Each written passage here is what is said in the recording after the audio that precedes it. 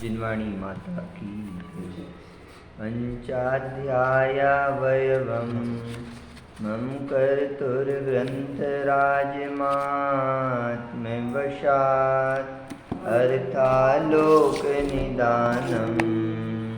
यस्य वचस्तं स्तुवे महावीरम्। 31 number. Page number 12। 30 number तक के छंदों की अपनी चर्चा हो गई थी। विषय अपना जो है इसमें 37 तक यहाँ अपनी चर्चा यहाँ से प्रारंभ हुई थी कि इस प्रकार वस्तु को सामान्य विशेषात्मक अखंड सिद्ध करके अब उस वस्तु के विस्तार क्रम अर्थात चौड़ाई का ये वर्णन चल रहा है। द्रव्य के विस्कम्भ क्रम अर्थात चौड़ाई का वर्णन 23वें छंद से 37वें छंद तक चलना है। अभी तक अपनी चर्चा जो है 23 से 30 तक के छंदों की हुई थी।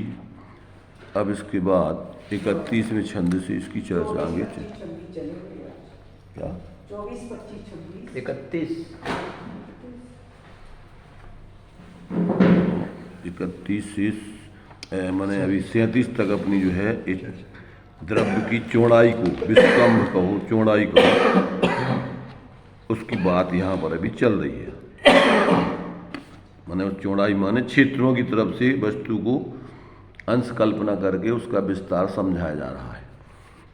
अब जो है क्योंकि अगर ये चौड़ाई में अंश कल्पना करके अगर उसको नहीं समझाएंगे तो प्रत्येक द्रव अखंड होने पर एक प्रदेशी सिद्ध होगा और उससे वस्तु स्वरूप समझ में नहीं आएगा कौन द्रव कितना बड़ा है, सब एक प्रदेशी सिद्ध हो जाएंगे। इसलिए यहाँ पर अपन को द्रव्य के पूर्ण स्वरूप को समझने के लिए व्यवहार से उसकी अंश कल्पना करके उसका विस्तार समझाया जा रहा है ना, उसकी चौड़ाई के स्वरूप को समझाया जा रहा है। तो अभी 30 तक के इस अपने छंदों की चर्चा हुई थी। 31वां छंद देखिए अब इसमें क्या कहते हैं। भवतु विवक्षितमेतं ननु यावन्तो निरन्तदेशांसः तल्लक्षणयोगादपणुबद्धद्रव्याणि सन्तु तावन्ति। अर्थ शंकाकार कहता है कि यह आपकी विवक्षा रहो, अर्थात आप जो द्रव्य में निरंश अंशों की कल्पना करते हो वह करो, परंतु जितने भी निरंश देशांश हैं उन्हीं को एक एक द्रव्य समझो। जिस प्रकार परमाणु एक द्रव्य है उसी प्रकार एक द्रव्य में जितने निरंश देशांशों की कल्पना की जाती है उनको उतने ही द्रव्य समझना चाहिए, ना कि एक द्रव्य मानकर उसके अंश समझो। द्रव्य का लक्षण उन प्रत्येक अंशों में जाता ही है। भावार्थ एक गुण द्रव्य यानी गुण समुदाय ही द्रव्य कहलाता है, गुण समुदाय ही द्रव्य कहलाता है। यह द्रव्य का लक्षण द्रव्य के प्रत्येक देशांश में मौजूद है, इसलिए जितने भी देशांश हैं उतने ही उन्हें द्रव्य समझना चाहिए। शंकाकार की तरफ से यहाँ पर शंका की जा रही है कि जो आप देश यानी पूर्ण अखंड वस्तु के देशांश करके और उनके लिए आप देशांश माने द्रव्य के अंश मान रहे हो, पर हमारा कहना ये है, शंकाकार कहता है कि आप उन द्रव्यांशों को ही पूरा द्रव्य क्यों नहीं मानते, क्योंकि आपने जो द्रव्य की परिभाषा बताई है गुण समुदाय ही द्रव्य कहलाता है। यह एक द्रव्य का लक्षण द्रव्य के प्रत्येक देशांश में मौजूद है। एक एक प्रदेश में अनंत गुण होते हैं, तो कहते हैं तुम वहाँ उसी एक एक अंश को पूरा द्रव्य क्यों नहीं मान लेते हो, उसको द्रव्य के अंश क्यों मानते हो?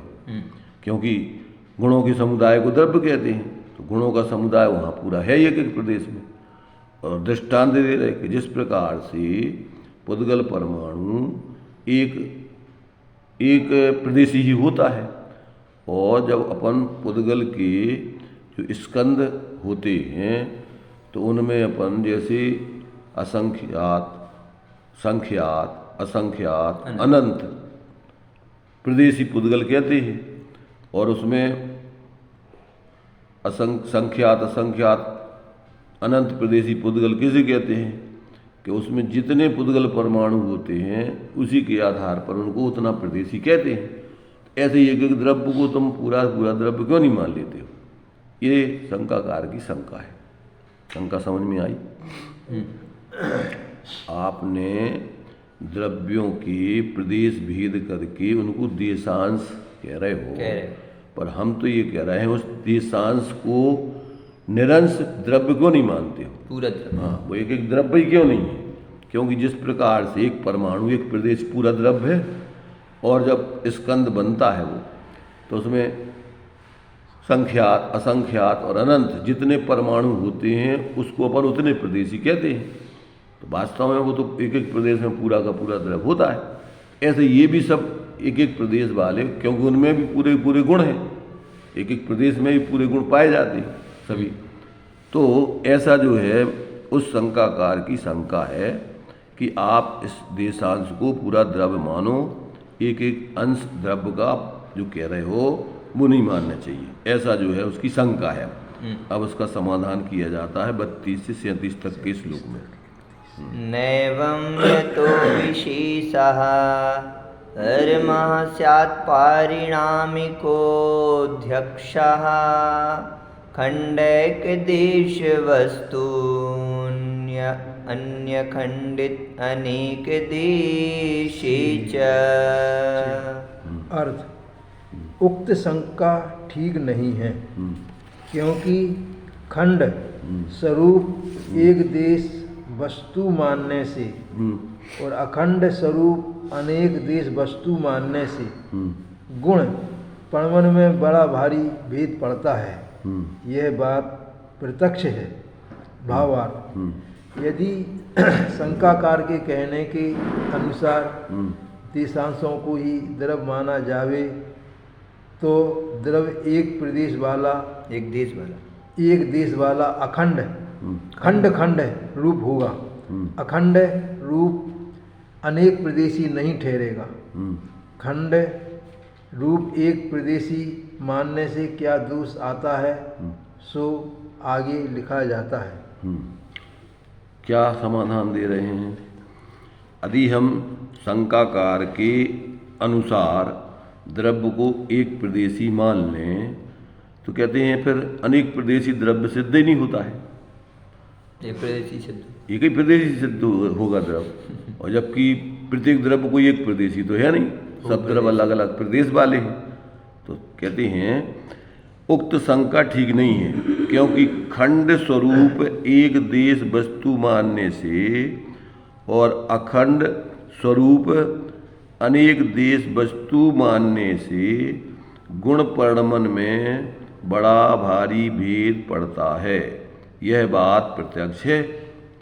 यानी यदि शंकाकार के कहने के अनुसार देशांशों को ही द्रव्य माना जावे तो द्रव्य एक देश वाला खंड रूप होगा।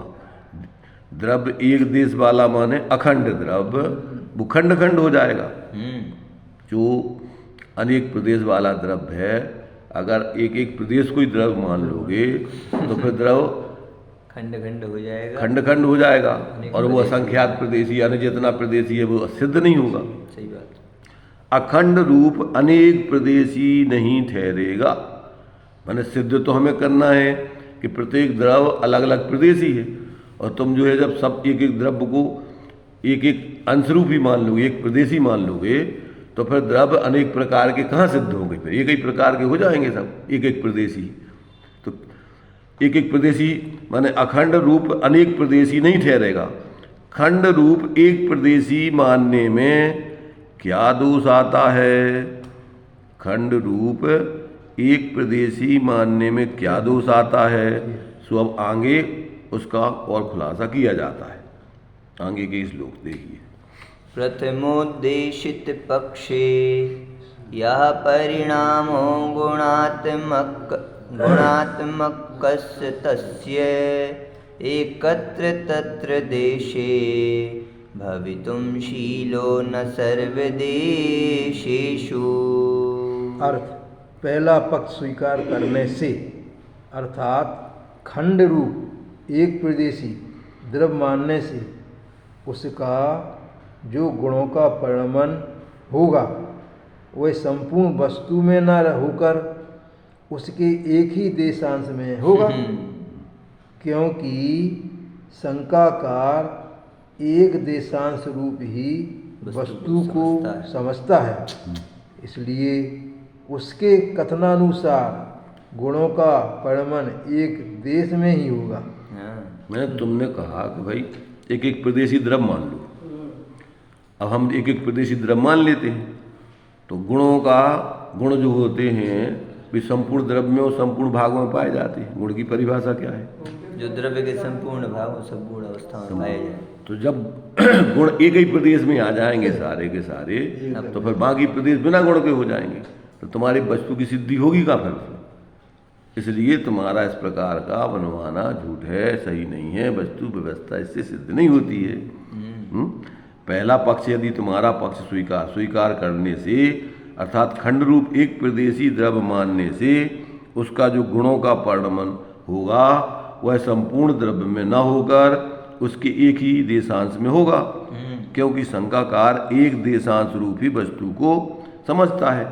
इसलिए उनके कथनानुसार गुणों का परिणमन एक देश में ही होगा, संपूर्ण द्रव्य में उसकी सिद्धि नहीं होगी। और भी देखिए आगे। तद सत प्रमाण बाधित पक्षत्वादक्ष संविदुपलब्धे देहेक देश विषय स्पर्शादेह सर्वदेशेषु। अर्थ है, गुणों का परिणमन एक देश में होता है। यह बात प्रत्यक्ष बाधित है। जिसमें प्रमाण बाधा आवे वह पक्ष किसी प्रकार ठीक नहीं हो सकता। इंद्रियजन ज्ञान से यह बात प्रत्यक्ष है कि शरीर के एक देश में स्पर्श होने से संपूर्ण देशों में रोमांच हो जाता है। सिद्ध है, वो प्रत्यक्ष नहीं है। ये बात सिद्ध है। भावार्थ, शरीर प्रमाण आत्मद्रव्य है, इसलिए शरीर के एक देश में स्पर्श होने से संपूर्ण में रोमांच होते हैं, अथवा शरीर के एक देश में चोट लगने से संपूर्ण में वेदना होती है। यदि शंकाकार के कथनानुसार आत्मा का एक एक अंश प्रदेश ही एक एक आत्मद्रव्य समझा जाए तो एक देश में चोट लगने से सब में पीड़ा नहीं होनी चाहिए। जिस देश में कष्ट पहुंचा है उसी देश में पीड़ा होनी चाहिए, परंतु होता इसके सर्वथा प्रतिकूल है। अर्थात संपूर्ण शरीर में एक आत्मा होने से संपूर्ण ही वेदना होती है। संपूर्ण में ही वेदना होती है। इसलिए खंड रूप एक देश स्वरूप वस्तु नहीं है, किंतु अखंड स्वरूप अनेक प्रदेशी है। माने यहाँ सारी वस्तुएं एक प्रदेशी नहीं है, कोई असंख्यात प्रदेशी है, कोई अनंत प्रदेशी है।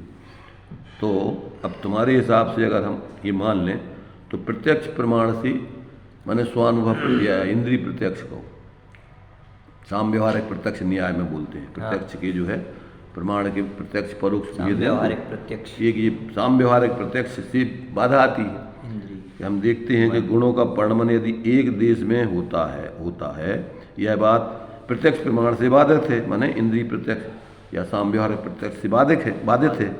जिसमें प्रमाण से बाधा आवे वह पक्ष किसी प्रकार ठीक नहीं हो सकता है। वचन कैसा होने चाहिए आपका? प्रमाणिक। प्रत्यक्ष और परोक्ष प्रमाणों से बाधा नहीं आना चाहिए। जिनवाणी में अपन ने जो है जिनवाणी का जो लक्षण दिया था, क्या दिया था? निर्दोष। तत्व द्रव्य संग्रह तुम्हारे से रत्नगण श्राप का चार जी में आप तो पग मनोल्लंघ है, अनुल्लंघन न हो। उसका प्रत्यक्ष परोक्ष प्रमाणों से जिसकी उल्लंघन बाधा नहीं दी जा सके, जिसमें अगर उसमें बाधा आती है तो आपका वचन सही नहीं माना जाएगा। तो आप तो पग मनोल्लंघे मदृष्टेष्ट विरोधकम तत्वोपदेश कृत सारमम शास्त्रम कापत घटनम। तो ये आपके इस वचन का खंडन करने वाला वचन है। इसलिए जो ऐसा आपकी मान्यता है वो मान्यता सही नहीं है। तो ऐसा जो है ये बात यहाँ कहते हैं कि इंद्रियजन्य ज्ञान से यह बात सिद्ध है कि शरीर के एक देश में स्पर्श होने से संपूर्ण देशों में रोमांच हो जाता है। इससे सिद्ध होता है कि आत्मा पूर्ण शरीर में व्याप्त है, आत्मा अकेले एक प्रदेश में नहीं है। आत्मा भी अनेक प्रदेश, एक प्रदेश में ये भी सिद्ध होना, ये कहीं तो वही तो सिद्ध कर रहे थे। अभी यहाँ पर चौड़ाई की अपेक्षा से वस्तु को अलग अलग सिद्ध कर रहे हैं कि चौड़ाई की अपेक्षा सारी वस्तुएं एक प्रदेशी नहीं होती हैं। कोई द्रव एक प्रदेशी भी है, कोई असंख्यात प्रदेशी भी है, कोई अनंत प्रदेशी भी है। इसलिए अगर आप देशांश कल्पना नहीं करोगे तो सारे पदार्थ एक प्रदेशी सिद्ध होंगे। व्यवहार की लंबाई में भी तो रहेंगे ना, चौड़ाई में अभी जल्दी मत करो, एक एक अभी चौड़ाई का कथन विस्तार से खुलासा चल रहा है, अभी लंबाई का आगे चलेगा, वो भी पूरा विस्तार में चलेगा। 37-38 के बाद 63 तक चलेगा। तो पूरे ये श्लोक एक ही बात को सिद्ध करने के लिए लिखे जा रहे हैं। कौन सी? चौड़ाई। आत्मा की चौड़ाई, प्रत्येक द्रव्य की चौड़ाई अलग अलग होती है। और ये व्यवहार कैसे कहना? साधे जो परमार्थ को वह व्यवहार, तो जिस व्यवहार से उस परमार्थ द्रव्य की सिद्धि हो वह उसका नाम ही व्यवहार है। तो जितने भी कथन आपको व्यवहार के किए जा रहे हैं एक परमार्थ द्रव्य की सिद्धि कराने के लिए हैं। तो इसलिए यहाँ जो शंकाकार की शंका थी कि आप एक एक प्रदेश को पूरा द्रव्य मानो, तो कहते भैया ऐसा आपका जो कथन है वो सही घटित नहीं हो रहा है। क्योंकि अगर एक प्रदेश में हम पूरी वस्तु मानेंगे तो हम देखते हैं कि कहीं अपन को चोट लग जाती है तो जिस अंश में लगती है उतने में तकलीफ थोड़ी है, पूरे में अपन को झंझनाहट या तकलीफ महसूस होती है। इसका मतलब ये है कि वस्तु मात्र उतने स्थान मात्र नहीं है, पूरे शरीर में पूरी व्याप्त है। इसलिए आपका जो इस प्रकार का तर्क था कि आप प्रत्येक वस्तु जैसे परमाणु एक प्रदेशी है ऐसे सब द्रव्यों के लिए एक एक प्रदेशी मानो, ये बात आपकी सही नहीं है। साम व्यवहारक प्रत्यक्ष से इसमें बाधा आती है। ये बोला था पहली बार सुनने में आ रहा, पढ़ने में आ रहा, पहली बार। तो भावार्थ में खुलासा भी, शरीर प्रमाण आत्मद्रव्य है, इसलिए शरीर के एक देश में स्पर्श होने से संपूर्ण में रोमांच होता है, अथवा शरीर के एक देश में चोट लगने से संपूर्ण शरीर के में रहने वाली आत्मा में वेदना होती है।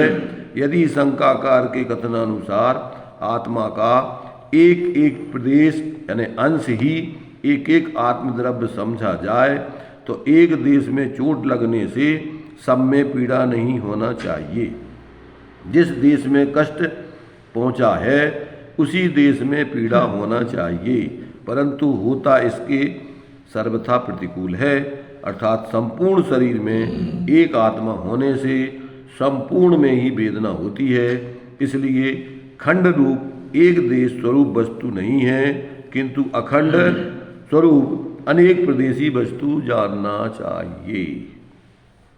अब आगे और भी उसका खुलासा 35 नंबर का श्लोक। तद सत्प्रमाण बाधित प्रथमेतर पक्षे खलु या परिणामः स सर्वदेशेषु एको हि सर्वपर्वषु प्रकंपते ताड़ितो वेणुः। पढ़ो। दूसरा पक्ष स्वीकार करने पर अर्थात अनेक प्रदेशी अखंड रूप द्रव्य मानने पर जो गुणात्मक परिणमन होगा वह सर्व देश में अर्थात संपूर्ण वस्तु में होगा। यह ठीक है क्योंकि हम प्रत्यक्ष देखते हैं कि एक बेंत को एक तरफ से हिलाने से सारा बेंत हिल जाता उदाहरण है। देखो। भावार्थ तुम पढ़ो चलो। भावार्थ। हाँ, भावार्थ। तुम नहीं पढ़नी है। बेंत का दृष्टांत मोटा है, इसलिए ग्राह्य अंश एक देश लेना चाहिए। बेंत यद्यपि बहुत से परमाणुओं का समूह है, तथापि स्थूल दृष्टि से वह एक ही द्रव्य समझा जाता है। इसी अंश में उसका दृष्टांत दिया गया है। बेंत अखंड रूप वस्तु है, इसलिए एक प्रदेश को हिलाने से उसके संपूर्ण प्रदेश हिल जाते हैं। यदि अखंड स्वरूप अनेक प्रदेशी उसे न मानकर उसके एक एक प्रदेश को जुदा जुदा द्रव्य समझा जाए, तो जिस देश में बेंत को हिलाया जावे उसी देश में उसको हिलना चाहिए। सब देश में नहीं, परंतु यह प्रत्यक्ष बाधित है। इसलिए वस्तु अनेक देशांशों का अखंड पिंड है। अब इनको ये दूसरा दृष्टांत क्यों देना पड़ा, समझ में आया कुछ? हाँ, एक अंश को हिला दे पूरा। इसलिए देना पड़ा कि तुमने जो पहला दृष्टांत दिया वो वेदना की अपेक्षा तो घटित हो जाएगा, हाँ, परंतु अजीब द्रव्यों में, अनेक प्रदेशी द्रव्यों में वेदना के आधार पर तो घटित होगा नहीं, क्योंकि वे तो अचेतन है। इसलिए यहाँ पर प्रदेशों के कंपन की अपेक्षा दूसरा दृष्टांत देना पड़ा। क्या अंतर समझ में आया कि नहीं? अभी तुमने शरीर का दृष्टांत देकर के अखंड आत्मा की सिद्धि की, तो ये तो हो गया अजीब द्रव्य में। पर और अजीब द्रव्य जो हैं वे जो असंख्यात प्रदेशी धर्म द्रव्य अधर्म द्रव्य है, अनंत प्रदेशी मान लीजिए कि कौन सा द्रव्य है? आकाश द्रव्य है। उसमें आपकी अखंडता की सिद्धि कैसे करोगे? उसमें वेदना तो होती नहीं उसमें। इसके लिए प्रदेशों के हलने का दृष्टांत दिया है। तो ये बेंत का दृष्टांत दिया है यहाँ। तो उसमें कहते हैं दृष्टांत एक देश समझना, बेंत में तो अनेक परमाणु होते हैं, इसलिए उसमें तुम ये नहीं समझ लेना कभी ये गई वो तो अखंड द्रव्य मान लो, ऐसे अनेक प्रदेशी अखंड द्रव्य होते हैं, वो दृष्टांत मान लिए उसके लिए लागू करना। तो जिस प्रकार से आप बेंत के एक हिस्से को हिलाओ तो उस बेंत का संपूर्ण हिस्सा हिलने लगता है। वो दृष्टांत अपन ने जो आकाश है, क्योंकि वो अलोकाकाश में व्याप्त नहीं है, अब वो काल द्रव्य आदि अलोकाकाश में व्याप्त नहीं है। अब उनका पर्णमन के सामने समस्या आएगी तो कहते भैया पर्णमन के लिए अखंड द्रव्य है, तो एक हिस्से में उसका जो पर्णमन के लिए जो निमित्त होता है उसके लिए वो जो दूसरा उसका अंश है, दूसरे उसके जो प्रदेश हैं वहाँ पर भी वो लागू हो जाएगा। उसके लिए यही दृष्टांत दिया जाता है कि जैसे लोकाकाश के प्रदेशों में कालाणु हैं तो पर्णमन के लिए कालाणु के माध्यम से मापा जाता है। तो कहते जो अलोकाकाश के जो आकाश है उसके पर्णमन में कौन निमित्त होगा? तो कहते जो लोकाकाश के कालाणु हैं वे ही निमित्त होंगे, क्योंकि यहाँ जो अखंड द्रव्य जैसे बांस का एक हिस्सा हिलाया तो जैसे संपूर्ण हिलता है, ऐसे यहाँ का जो पर्णमन के लिए निमित्त होगा वहाँ के पर्णमन के लिए भी यही कालाणु निमित्त कहलाएंगे। तो मतलब इससे जो सिद्ध हुआ कि जो वस्तु लोकाकाश में है वो अलोकाकाश में उसका आधा हिस्सा लोकाकाश में, आधा हिस्सा अलोकाकाश में है। बताओ तो तुम बताओ ना, आकाश किसे कहते हैं? आकाश जहाँ तक मतलब ये काल द्रव्य है, जहाँ तक काल द्रव्य उसका नाम आकाश है। उसको बोलते हैं अपन लोकाकाश। आकाश के दो भेद हैं, अलोकाकाश और लोकाकाश और अलोकाकाश। अब चूंकि एक ही द्रव्य है कि दो द्रव्य है? आकाश द्रव्य एक ही है। तो अब एक द्रव्य है, अच्छा आकाश एक द्रव्य है, उसके दो हिस्से किए। दो हिस्से अपन ने समझने के लिए, वस्तु स्वरूप समझने के लिए कोई द्रव्य दो तो हो नहीं गए। तो अब उसके पर्णमन के लिए आपको फिर काल द्रव्य निमित्त होता है और अलोकाकाश में काल द्रव्य है नहीं, तो फिर आप उसके परिणमन को कैसे सिद्ध करोगे? तो कहते भैया अखंड वस्तु में जैसे यहाँ बांस को हिलाने में एक इधर का स्थान निमित्त बना है, परंतु उधर का बांस का हिस्सा भी हिल गया, ऐसे ही यहाँ के परिणमन में जो काल द्रव्य निमित्त होगा वहाँ के परिणमन में भी यही काल द्रव्य निमित्त माना जाए। इसलिए एक शंका इस बारे में बहुत दिन से हो रही थी, आज आई गई है कि ये द्रव्य की संरचना में प्रदेश और परमाणु अलग अलग चीजें की है।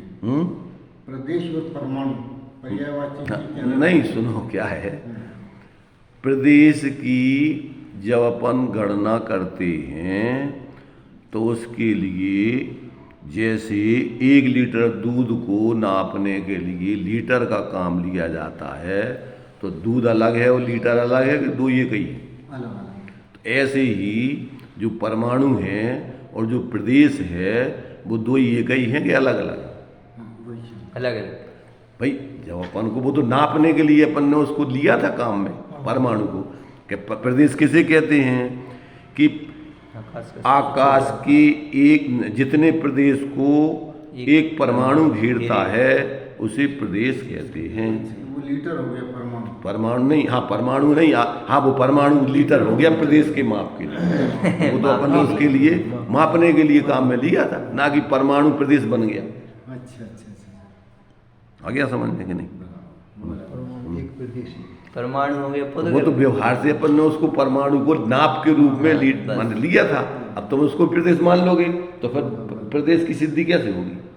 प्रदेश अलग है। तो ऐसे ही जैसे 1 लीटर दूध के लिए नापने के लिए अपन ने लीटर का प्रयोग किया तो वो लीटर दूध थोड़ी बन गया, वो अलग है। और दूध को नाम बताना अलग है कि जो दूध 1 लीटर ये दूध है और ये 1 लीटर है नापने वाला इसका। तो वो परमाणु तो क्या है? हाँ, अब जब परमाणु के लिए आप प्रदेशों में कहोगे तो वो परमाणु भी एक प्रदेश ही है, क्योंकि उसी से तो अपन ने नापा है। तो वो अलग चीज है और प्रदेश अलग चीज है, और वस्तुओं का माप उस प्रदेश से कहना वो अलग है। जिसको नापोगे उस लीटर में दूध है तो दूध ही अकेला 1 लीटर नहीं है, पानी भी नप जाएगा उसी से, और भी तरल पदार्थ जितने हैं तेल नप जाएगा, तो वे सब कहलाएंगे 1 लीटर, परंतु वो लीटर अलग है और भी वस्तुएं अलग। ऐसे ही आकाश का वो उतना स्थान वो प्रदेश कहलाएगा, और उस प्रदेश के आधार से जितने भी पदार्थ ऐसे उतने उतने प्रदेश वाले होंगे उन सबको अपन उतने प्रदेशी कहेंगे। मैंने जैसे जीव है तो जीव फैलाने पर परमाण से इस लोक प्रमाण होता है अखंड। जब अपन केवली समुद्घात करते हैं जीव तो आत्मा कितनी फैल करके हो जाती है? पूरे लोक में व्याप्त हो जाती है। तो आत्मा परमार्थ से कितनी हो गई? भले ही वो उसमें संकोच विस्तार नाम के गुण होने से जिस संसार में जिस शरीर में रहती है उस शरीर प्रमाण हो जाती है। अपन ने पढ़ा द्रव्य संग्रह में कि आत्मा कितने प्रदेशी है, तो कहते अणु गुरु देह परमाणु उपसंहार सप्दो चेदा असमोह दो व्यवहारा निश्चय नय दो असंख्य देशोवा। कितनी बड़ी है आत्मा? असंख्य प्रदेशी। अब उसमें विवक्षा बोलो। निश्चय नय से आत्मा असंख्यात प्रदेशी होने पर भी संसार में जितने बड़े शरीरों में रहती है, संकोच विस्तार नाम की शक्ति के कारण उसमें समुद्घात को छोड़कर वह उस शरीर प्रमाण होती है। कैसे? छोटे बड़े व्यवहार से विवक्षाएं आपको बताना पड़ेंगी। अगर आप विवक्षा नहीं बताओगे तो आपका कथन झूठा सिद्ध होगा। निश्चय से तो प्रत्येक आत्मा, चाहे वो चींटी के शरीर में हो, चाहे हाथी के शरीर में हो, चाहे स्वयंभू लवण समुद्र के महामत्स्य के शरीर में हो, चाहे लोक प्रमाण हो, माने वे सारी आत्माएं निश्चय से उतने बराबर असंख्यात प्रदेशी ही हैं, परंतु व्यवहार से अणुगुरुदेह प्रमाणो। अणुगुरु मतलब प्रदेशों में शक्ति, प्रदेश उनमें संकुच जैसे रबड़ को अपन फूकना को हवा निकाल दो तो इतना सा हो जाएगा, फैला दो तो इतना बड़ा हो जाएगा, पर कितने प्रदेश हैं उसमें फूकने में? नहीं, फूकने में उतने ही प्रदेश हैं जितने सुकड़ने में हैं, उतने ही प्रदेश फैलने में। तो उसमें कोई ज्यादा प्रदेश नहीं होगा, नहीं होगा। उसमें वो संकोच विस्तार। संकोच विस्तार। ऐसे ही आत्मा फैल करके जो लोक प्रमाण है और सुकड़ करके जो चीटी में है उनमें उतने ही प्रदेश हैं परमार्थ से, ये वो जो दिखते ही नहीं, उसमें हाँ, होती है। सब में जितने भी जीव मात्र में। तो ये अपन को यदि हम इस व्यवहार की व्यवस्था नहीं बनाएंगे तो आप वस्तु स्वरूप को समझ ही नहीं पाओगे। इसलिए व्यवहार का कहते हैं स्थापन करना बहुत जरूरी है। काहे के लिए? वस्तु स्वरूप को सिद्ध करने के लिए, हाँ। निश्चय की वस्तु को बताने के लिए, अभेद वस्तु को बताने के लिए, सही समझिए। तब जा करके आप उस वस्तु स्वरूप को समझ पाएंगे। इसलिए कहो व्यवहार झूठा है, भाई अभी तुमने व्यवहार का स्वरूप ही नहीं समझा, परमार्थ का स्वरूप ही नहीं समझा। इसलिए आपको इन सब बातों का बराबर तथ्य और तीर्थ के आधार से वस्तु स्वरूप समझना चाहिए। व्यवहार प्रैक्टिकल है, प्रैक्टिकल है व्यवहार। प्रैक्टिकल क्या, वस्तु का स्वरूप है, वो तो जैसा है वैसा बता रहा। चलिए आगे जो है, अब आगे और भी देखिए उसका खुलासा। एक प्रदेश बदपि द्रव्यम स्यात् खंड वर्जिता सा यथा परमाणुरेव शुद्धा कालाणुर्वा यथा स्वतः सिद्धा।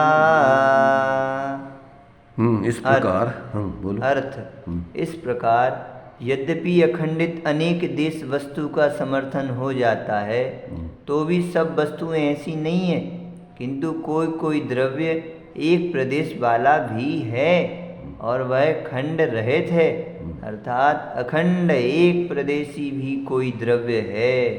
जैसे पुद्गल का शुद्ध परमाणु और कालाणु, ये स्वतः सिद्ध ही एक एक प्रदेश वाले द्रव्य हैं, खंड होकर एक प्रदेशी नहीं हुए। अब माने हमने जो खंड कल्पना, अंश कल्पना की थी अखंड द्रव्य में, उसकी सार्थकता और उसकी सिद्धि करके अब ये सिद्ध हुआ कि वस्तु वास्तव में सब एक जैसी नहीं है। सारी वस्तुएं अलग अलग प्रदेश वाली अखंड हैं। तो अकेली ये नहीं है कि आप जो है सभी द्रव्यों के लिए अनेक अंशी मानो, अनेक प्रदेशी मानो। कोई कोई वस्तुएं एक प्रदेशी भी हैं, तो दो द्रव्य एक प्रदेशी हैं, अर्थात कालाणु और परमाणु एक एक प्रदेशी द्रव्य है, बाकी द्रव्य अलग अलग प्रदेशी हैं। ये बात इससे सिद्ध हो जाती है और वस्तु स्वरूप की सिद्धि इससे हो जाती है। और हमारे लिए जो हमें प्रयोजन माना जो जिसके लिए अंश कल्पना की थी, उस अंश कल्पना की सार्थकता इस प्रकार से होती है कि वस्तुओं को आप पदार्थों को जैसे हैं वैसे आप इस व्यवहार से समझकर परमार्थ की सिद्धि कर लोगे, प्रत्येक द्रव्य का यथार्थ रूप समझ लोगे। एक बात फिर से समझ नहीं आई, फिर से एक बात पुनः समझाइए ना कि कालाणु और पुद्गल की परमाणु की बात करें कि एक एक प्रदेशी है ना, तो एक एक प्रदेशी मतलब ये किसी भी द्रव्य के तो होंगे ना, ये परमाणु कोई अलग से द्रव्य तो है नहीं। परमाणु एक एक द्रव्य ही है ना पूरे। परमाणु 6 द्रव्यों में से किसी का अपन, हाँ देखिए, नहीं किसी के कौन सी पुद्गल द्रव्य है परमाणु। ये परमाणु की बात हो रही है, पुद्गल और कालाणु दो द्रव्यों की बात हो रही है। 6 द्रव्यों में एक है जीव द्रव, एक है पुद्गल द्रव, एक है अधर्म द्रव, एक है धर्म द्रव, एक है आकाश द्रव, एक है काल द्रव। तो इन 6 द्रव्यों में कौन द्रव्य कितने प्रदेशी है? तो कहते हैं कि धर्म द्रव, अधर्म द्रव और जीव द्रव ये बराबर असंख्यात लोक प्रमाण प्रदेशी है। द्रव्य तो एक जैसे प्रदेश वाले हैं। अब रह गए कालाणु, काल और जीव, काल, पुद्गल और आकाश। पुद्गल तो हो चुका, हाँ पुद्गल रह गया, असंख्यात प्रदेश सिद्ध किया। अब काल, पुद्गल और आकाश 3 द्रव्य रह गए। तो अब पुद्गल द्रव्य कितने प्रदेशी है? तो देखो व्यवहार से पुद्गल को संख्यात, असंख्यात और अनंत प्रदेशी कहा है। परमार्थ से पुद्गल द्रव्य परमाणु एक प्रदेशी ही होता है, मूल में वही द्रव्य है। और जो असंख्यात, अनंत आदि प्रदेशी कहा है वो तो उपचार से बहुदेशा उभयारा, जो बहुप्रदेशी पुद्गल को कहा है वो वास्तव में नहीं है, उपचार से है।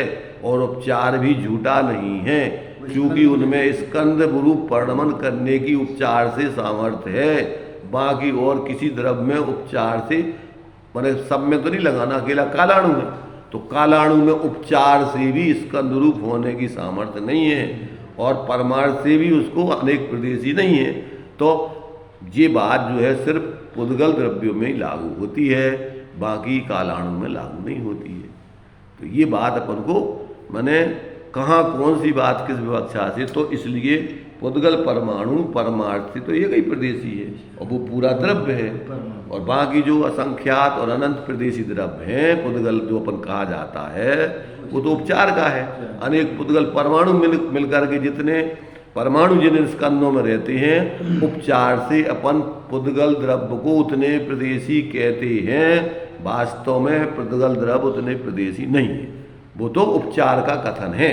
जैसे जीव और शरीर को अजीव को मिला करके अपन मनुष्य कहते हैं, पर मनुष्य नाम का कोई अखंड द्रव्य नहीं है, ये तो दो द्रव्य मिलके असमान जाति द्रव्य पर्याय में अपन ने आरोप किया है एक का, इसको ही अपन एक मान लो, इसी का नाम मिथ्यात्व है। हाँ। अपन असमान जाति द्रव्य पर्याय को अपन ने जीव मान लिया या पुद्गल मान लिया, तो उसी का नाम मिथ्यात्व हो गया। क्यों कि वस्तु ऐसी है नहीं, ये तो अनेक पुद्गल संसार दशा में जीव ऐसे जो विकारी परिणाम करता है, उसके निमित्त से जो कर्म बंध होता है, उस कर्म बंध के निमित्त से जो उसके लिए 8 कर्मों में एक नाम कर्म है, नाम कर्म के आधार से और आयु कर्म के आधार से जो शरीर मिलता है, जितनी आयु होती है उस शरीर प्रमाण आत्मा को संसार में रहना पड़ता है। तो वो तो दो द्रव्य मिलकर के दूध पानी की तरह रह रहे हैं, ना कि कोई एक द्रव्य बन गए।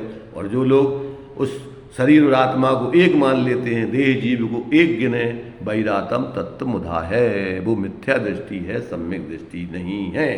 और यदि आप सर्वथा शरीर और आत्मा को भिन्न भिन्न मान लो तो वो भी मिथ्या है। क्यों कि फिर व्यवहार में द्रव्य हिंसा आदि का अभाव हो जाएगा। जैसे शरीर को मसल देने से, धूल को मसल दे, राख को मसल देने से पाप नहीं लगता, वैसे ही शरीर को भी मसल देने से पाप नहीं लगेगा। तो वो मानना भी एकांत से मिथ्या है। मिथ्या हो। व्यवहार में आपको द्रव्य हिंसा आदि से बचने के लिए उस शरीर में कथनचित आत्मा को मानना पड़ता है, कहा जाता है, और वो अपन की विवक्षा भी व्यवहार से जरूरी है। तो ये सारी बातें अपन को नहीं समझेंगे तो आप जीवन में आपका जैसा सम्यक जीवन होना चाहिए व्यवस्थित, वो सिद्ध नहीं होगा। सर्वथा तुम दोनों को अलग अलग मान लो तो संसार की सिद्धि नहीं होगी। निश्चयभाषी के प्रकरण में मोक्ष मार्ग प्रकाशक में लगा है कि मैं प्रत्यक्ष देखता हूं कि तुम शरीर में हो, कर्मों के साथ हो, और तुम कहो कि हम तो शरीर से बिल्कुल पृथक हैं, हमारे लिए कर्म बंध है ही नहीं, क्योंकि दो द्रव्य एक द्रव्य दूसरे में बनते नहीं है। तो तुम्हारा मानना ही मिथ्या है, झूठा है। निश्चयभाषी हो, निश्चय का ये स्वरूप नहीं है।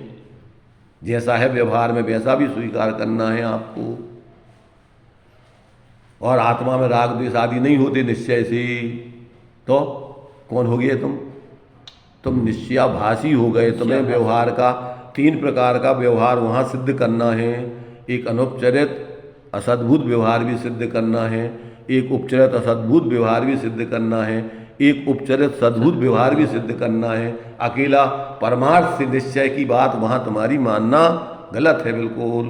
तभी भगवान सिद्ध को अपन त्रिविध कार्य मल वर्जित सिद्ध महंता। व्यवहार में आप सिद्ध समान ऐसे नहीं हो जैसे सिद्ध भगवान है। निश्चय से कहा गया है, पर वो विवक्षा कौन सी है? वो परम शुद्ध निश्चय नहीं की विवक्षा है, पर व्यवहार सापेक्ष है। सही बात। तो सर्वथा सिद्धों जैसी विवक्षा उसमें लगाओगे तो आपकी ये निश्चयाभासी बने की मूर्ता खड़ी हो जाएगी। मैं सामने वाली प्रकरण के लिए एक बार पूछता हूँ कि रोज हम देखते हैं जैसे रास्ते में आते हैं तो रोज कम से कम 15-20 वो चूहे पिछले हुए मिलते हैं, मतलब तो उस टाइम जब उसमें हिंसा हुई तो वो किसकी हिंसा हुई? क्योंकि जीव तो उससे जुदा हो गया होगा ना पुद्गल से, तो अब हाँ ठीक है। तो सही है। किसकी हिंसा फिर उसमें किसकी मानी जाएगी? अपन देखो, हिंसा के आपको पता होना चाहिए 2 भेद हैं। कौन कौन से 2 भेद? एक होती है द्रव्य हिंसा, एक होती है भाव हिंसा। तो उसके जो 10 प्राणों का वियोग हुआ है वो द्रव्य हिंसा है, और उसकी आत्मा में जो अंदर प्राण पीड़ित हुए हैं, संक्लिष्टता उत्पन्न हुई है, उसका नाम है भाव हिंसा। और हिंसा करने वाले को प्रमाद का दोष लगेगा, कसाय पूर्वक प्रवृत्ति करने का दोष लगेगा, और अगर उसने जानबूझ करके जहर डाल के मारा है, उसको जानबूझ करके सांप को मारते हैं, तो उसको भाव हिंसा का दोष भी उसको लगेगा। किसको?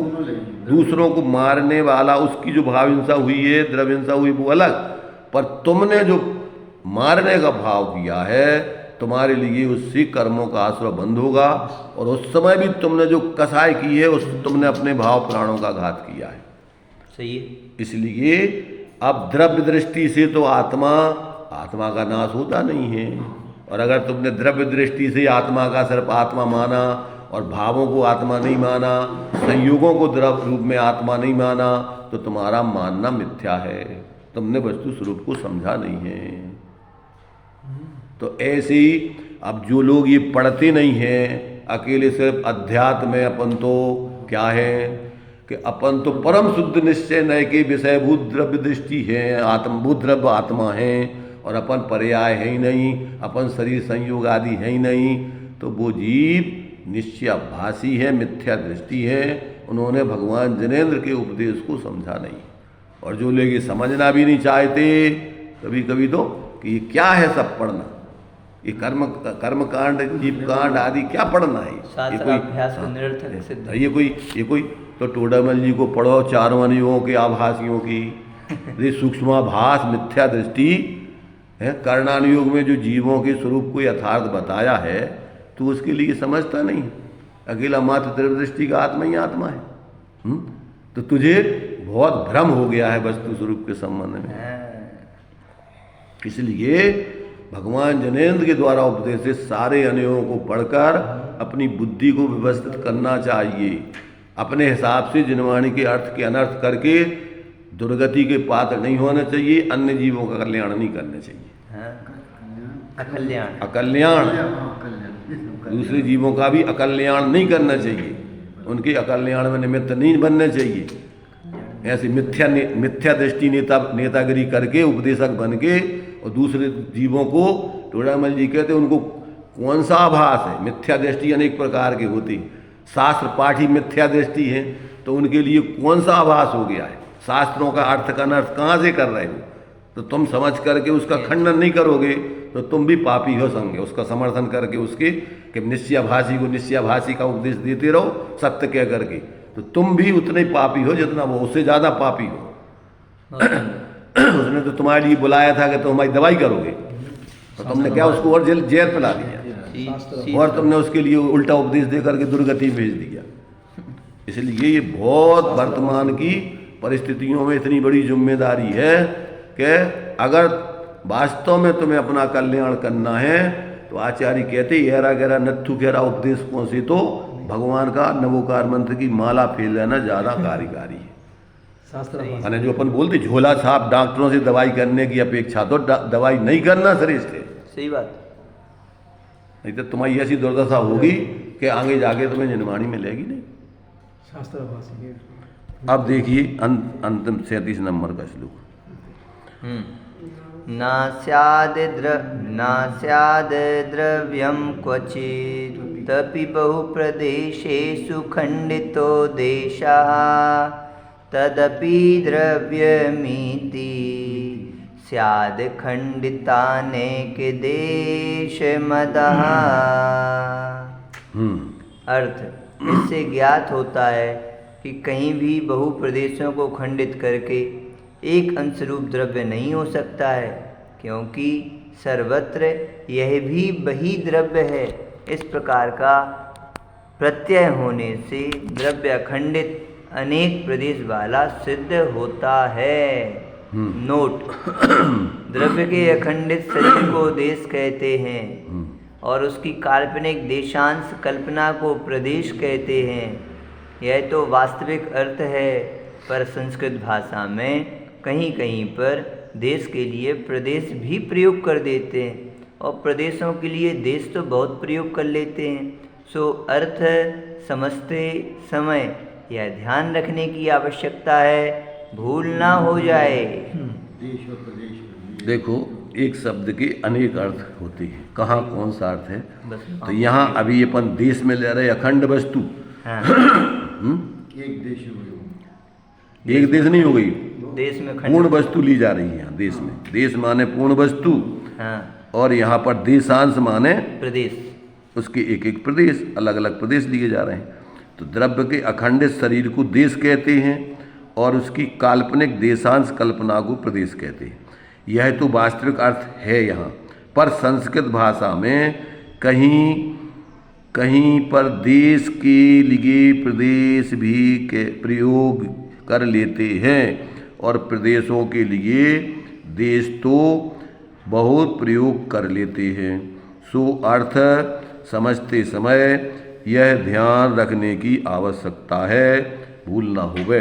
जैसे अपन बोलते हैं कि देशव्रत और महाव्रत। हाँ, तो यहाँ देशव्रत का क्या अर्थ होता है? एक देश, यहाँ पर अंश में लेना है, यहाँ पूरी वस्तु नहीं लेना है। तो यहाँ व्रत का अंश में देश का अर्थ प्रयोग किया है और यहाँ देश में पूरे का अर्थ में नाम किया जा रहा है। इसलिए संस्कृत में जो है देश का खंड अर्थ भी होता है, अंश अर्थ भी होता है, और यहाँ पर जो है अपन देश के रूप में पूर्ण वस्तु का प्रयोग कर रहे हैं। तो जहाँ जो विवक्षा हो वो अर्थ लगाना चाहिए। ऊपर में अपन ने क्या पढ़ा? इससे ज्ञात होता है कि कहीं भी बहुत प्रदेशों को खंडित करके एक अंश रूप द्रव्य नहीं हो सकता है, क्योंकि सर्वत्र यह भी वही द्रव्य है। इस प्रकार का प्रत्यय होने से द्रव्य अखंडित अनेक प्रदेश वाला सिद्ध होता है। क्या कहा? अन्वय व्याप्ति, व्यतिरिक्त व्याप्ति। तो अन्वय व्याप्ति क्या कहलाती है? अन्वय व्याप्ति कहलाती है कि आपको जैसे मान लो पर्याय में अपन जो है मनुष्य पर्याय, त्रियंच पर्याय, द्वीप पर्याय, तो उसमें अपन क्या लगाते हैं? ये अलग अलग पर्याय हैं, पर्याय की अपेक्षा भिन्न भिन्न पर्याय हो गई, परंतु अपन जब अन्वय व्याप्ति लगाते हैं तो कहते ये वही द्रव्य है, जीव है जो मनुष्य पर्याय में था, ये वही द्रव्य है जो दीप पर्याय में है, ये वही द्रव्य है जो नरक में चला गया, ये वही द्रव्य है जो मोक्ष चला गया। तो ये उन पर्यायों में द्रव्य अखंड रूप से वही का वही है। ऐसे ही हाँ, माने पर्याय अपेक्षा से भिन्न भिन्न होने पर भी अखंड रूप से वही द्रव्य सब में व्याप रहा है। इसलिए त्रिकालवर्ती पर्यायों का पिंड द्रव्य कहलाता है। मात्र द्रव्य एक एक पर्याय रूप नहीं हो जाता, ये बात समझना चाहिए। और सर्वथा द्रव्य पर्याय रूप भी नहीं हो जाता है। अगर सर्वथा द्रव्य पर्याय रूप मान लोगे तो एक पर्याय के बाद वो द्रव्य खत्म हो गया। इसलिए बहुत सारी विवक्षाएं अपन को कहाँ कौन सी विवक्षाएं कहाँ लग रही हैं ये समझना चाहिए। ज्योतिषी बात है जो पढ़ी थी ना, जब से जो शंका चल रही थी मेरे, वो अब जाके हुई है। ज्योतिषी बात में कहा था कि जैसे शरीर के एक हिस्से में चोट लगती है, कुछ भी होता है, तो पूरे शरीर में अपने को वहाँ से वहाँ तक, जैसे अंगूठे में ठोकर लगी तो यहाँ से वहाँ तक अपने को उसका आभास होता है। तो वो प्रदेश अलग अलग हो तक ये समझ रहे थे। अब यहाँ पर उन्होंने देश का जो एग्जाम्पल दिया है वो प्रदेश, वो देश के अंदर ही है। जैसे अपन भारत को एक देश माना है, तो वो प्रदेश, और ये प्रदेश एक एक प्रांत के लिए प्रदेश माना है और वो देश माना है, तो वो अखंड देश है। और ये प्रदेश एक एक एक एक एक एक हो गए। तो ये बात इसी में से निकलती है। अब उसका तो इसीलिए तो ये बताया है कि आप पूरा सुनो, अधूरा सुन करके मत जाओ, अधूरे में झूठी कल्पना मत करो, अन्यथा अभिमन्यु जैसी दशा हो जाएगी कि आपने संसार रूपी चक्रव्यूह में प्रवेश करने की तो कला सबके अंदर है बिना सिखाए, परंतु चक्रव्यूह से निकलने की पूरी कला नहीं सुनोगे, चारों अणियों को व्यवस्थित नहीं पढ़ोगे, तो आपके लिए उस चक्रव्यूह को भेदने की सामर्थ्य नहीं आ सकती है। तो जितने आज लड़ाई झगड़े हैं वे काय के कारण से है? अनियोग वो अभिमन्यु जैसी दशा वाले शैली न समझने कि उन्होंने पूरे जिनागम के माने अनुयोगों को न समझकर, उसकी विवक्षाओं को न समझकर, अपने प्रयोजन की कला को उसमें से घटित न करके अपने मनमाने तरीके से जिनागम के अर्थ के अनर्थ कर करके अपने अपने संप्रदायों में बैठ के आपस में लड़ झगड़ रहे हैं। तो ये जो है आज अपनी समस्या का समाधान अगर अपन को करना है, बहुत ही शालीनता से, बहुत ही गंभीरता से, विवेकपूर्वक और सम्यक प्रकार से जो वस्तु की व्यवस्था है उसको समझने का प्रयत्न करना चाहिए। आधे अधूरे में संतुष्ट होकर शिविर में गए, इतने उतने की बातें सुनी, उपदेशकों को 10 प्रकार के बुला लाए, उनने इतने को बोलो, उनने उतने को बोलो, कोई करना नहीं उपको आगा, कोई द्रव्या नहीं उपको आगा, उन्हें अपने हिसाब से गाता नहीं, उन्हें अपने हिसाब से नहीं हो, तुम्हारी मान्यता का पोषण कर गए। और बुलाएंगे कौन? जो तुम्हारे अभिप्राय के अनुसार हैं पंडित, वो ही बुलाएंगे। अपन सोनगढ़ वाले सोनगढ़ वाले बुलाएंगे, जयपुर वाले जयपुर वाले बुलाएंगे, मुनिपंथी वाले मुनिपंथी बुलाएंगे। सबको अपने अपने मतों का पोषण करना है, वस्तु स्वरूप नहीं समझना। क्या नहीं करना? वस्तु स्वरूप। उनको वस्तु स्वरूप समझना भी नहीं और समझने की उतनी कुव्वत भी नहीं, उनके पास टाइम भी नहीं। ऐसे लोगों को जो कैसे कम वक्त लोग हैं उनका कल्याण होने वाला नहीं है, जिनके पास जनागम समझने के लिए टाइम नहीं है और बाकी और कामों के लिए पूरा टाइम है उनके पास। अंत में सारांश 23 से 37 तक के अभी तक श्लोकों का सार अपने लिए दो बिंदुओं से समझना है। देखिए, उक्त विवेचन से 2 बातें निष्पन्न होती हैं।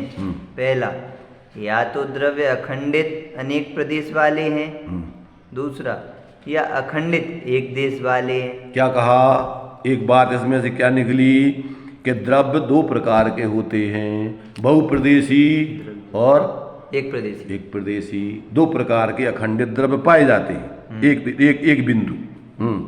पहला, अखंडित अनेक देश वाला द्रव्य तो इसलिए है कि द्रव्य के किसी एक भाग में गुण परिणमन होने पर उसका परिणमन समस्त द्रव्य में देखा जाता है। ये सिद्धि उसकी कर रहे हैं, अनेक प्रदेशी द्रव्यों की।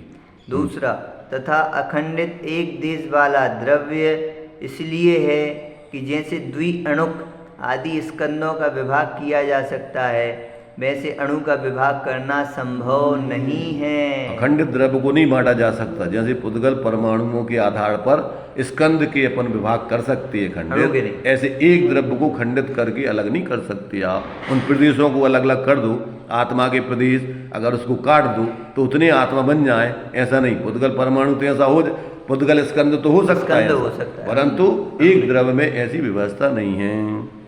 नंबर दूसरी विवक्षा। तीसरा तीसरा नहीं है, अखंडित तीसरा नहीं है, एक दो बिंदु सिद्ध किए। तो अभी पहले के 2 बिंदुओं को 2 बिंदुओं से सिद्ध किया, अब दूसरे 2 बिंदु। अखंडित अनेक देश वाले द्रव्य 4 हैं, जीव, धर्म, अधर्म और आकाश। दूसरा, अखंडित एक देश वाले द्रव्य 2 हैं, उद्गलाणु और कालाणु। नोट, स्कंद को जो अनेक प्रदेशी कहा जाता है वह औपचारिक कथन है, शुद्ध आदेश में उपचार का ग्रहण नहीं होता। नोट, क्या कहा यहाँ? स्कंद को जो अनेक प्रदेशी कहा है वह औपचारिक कथन है, शुद्ध आदेश में इस उपचार का ग्रहण नहीं होता है। ऊपर जो दिया है कि पहले तो अखंडित अनेक देश वाले द्रव्य 4 हैं, अनेक प्रदेशी द्रव्य 4 हैं, जिसको अपन क्या बोलते हैं? पंचाशती काय में तो अपन ने उपचार वाले पुद्गल को भी ले लिया है, पर यहाँ पर वास्तव में जो अखंड प्रदेशी द्रव्य हैं, बहुप्रदेशी द्रव्य हैं, वे 4 ही हैं। जीव द्रव्य, धर्म द्रव्य, अधर्म द्रव्य, आकाश द्रव्य। और अखंडित एक देश वाले द्रव्य जो हैं 2 हैं, पुद्गलाणु और कालाणु। अब स्कंद की जो व्यवस्था है वो कहते औपचारिक है, पारमार्थिक नहीं है। उतने वास्तव में उतने प्रदेशी परमार्थ से पुद्गल हो ही नहीं सकते। बाकी और दूसरा नोट, श्लोक 23 से यहाँ तक देशांश का विस्तार क्रम का और अर्थात द्रव्य की चौड़ाई का निरूपण हुआ है। अब लंबाई का वर्णन आगे करते हैं। द्रव्य के ऊर्ध्व क्रम यानी लंबाई का वर्णन 38 नंबर के श्लोक से लेकर 63 नंबर तक के श्लोक में चलेगा। अब बीच में तुम उसमें और उसकी और इधर उधर की संख्या नहीं करके उसी से संबंधित समझ 25 श्लोकों में तुम्हारे प्रश्न का समाधान यहाँ से आएगा। इसलिए अब अपन जल्दी में पढ़ोगे आओगे तो यहाँ कुछ नहीं समझ पाओगे। चलिए अभी अपना टाइम हो चुका है।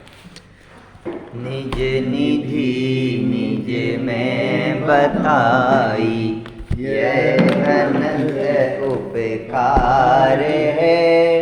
उसके लिए जिन वाणी माँ को वंदना सत बार है।